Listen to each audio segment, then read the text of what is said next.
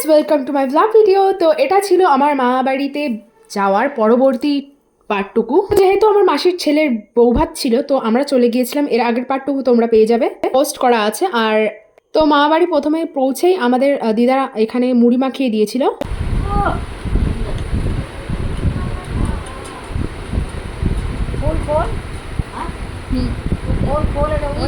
আর আমাদের গিফট আমরা আসলে কিনে আনিনি বাড়ি থেকে, আমাদের প্ল্যান ছিল এখান থেকেই কিনবো, মামা বাড়ির থেকে। তো ওই যে সবাই মিলে চলে আসছিলাম গিফটের দোকানে, দেখবো তারপরে তো কিনবো, তো তার জন্য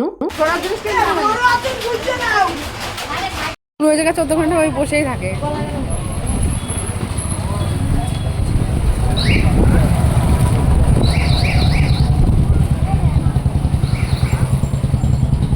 তো আমি, আমার মা, আরও দুটো মাসি এবং চলে গিয়েছিলাম দিদির একটা মেয়ে।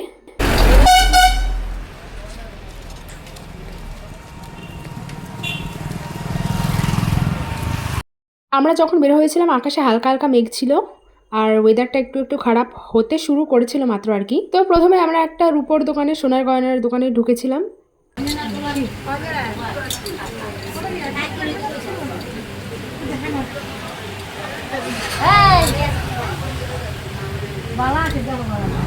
তারপর ওখান থেকে আরেকটা কি পিতলের না কাঁসার বাসনের দোকানে গিয়েছিল, তো ওখান থেকে কলসি নিয়ে নিয়েছিল আমার মা, আর একটা পুষ্পপত্র নেওয়া হয়েছিল, ওটা নিয়েছিল মাসি।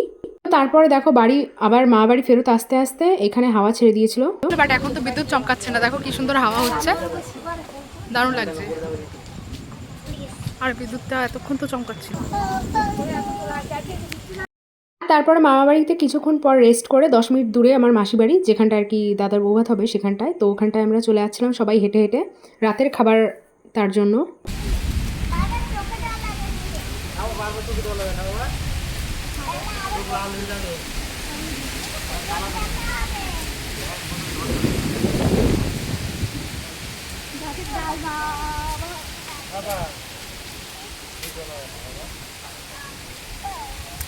আমরা তো জোরে জোরে হাঁটছিলাম, ভাবছিলাম না জানি মাসি বাড়ি যেতে যেতেই পথে বৃষ্টি নেমে যায়, বাট তখন বৃষ্টি নামেনি আর কি।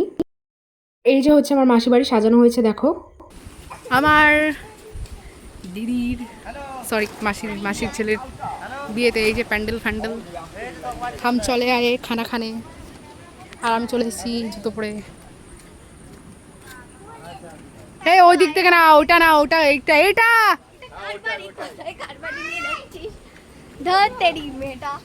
একটা দেবো তো টাক ফাটায়, তুই তো উল্টো পাঠে চলে আসছিস। হাঁটোই আছে, যা ঢোক। ও তারপরে আমরা ভেতরে ঢুকে দেখি মেশো মাত্র রান্না বসাচ্ছে আর কি, আর তখন অলরেডি বাজে 9:30।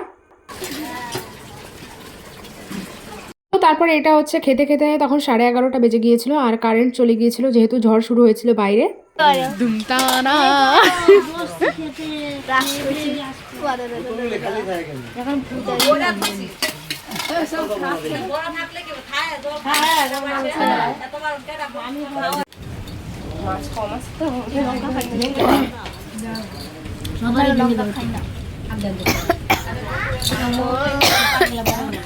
একজনের নাম নিলাম,